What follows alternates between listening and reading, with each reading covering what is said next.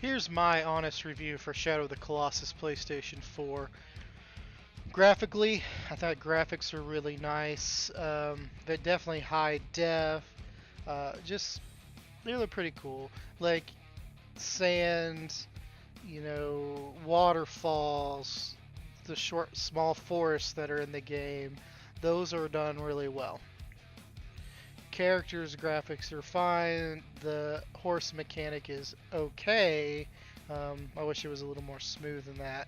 Um, Gameplay, because I was just talking about the horse. Well, character gameplay, I wish the controls were a little bit better, a little bit smoother. I wish the jumping was smoother, the grappling, I wish that was a little bit better, honestly. Um, kind of I had some times that I was rather annoyed with the way the game controlled.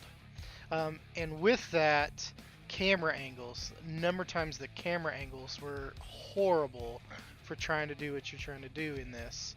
So I was not very pleased with some of those situations. Battles. Battles I enjoyed for the most part. Each Colossus battle was, it was interesting doing them. Some of them are obviously harder than others, and then of course doing hard mode, especially the time trials, were very interesting. So I mean, I don't have any issues with that. One issue I do have is I read a lot of reviews. I'm a GameFly person, so I didn't buy this game, so I have nothing to complain about there.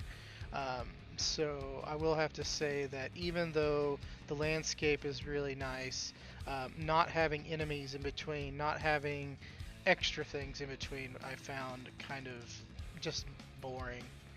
It really was. I found it very, very boring.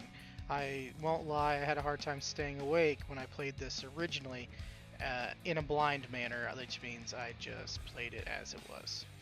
So for me, that wasn't good. Another thing I didn't care for the game was some of the trophies were ridiculous.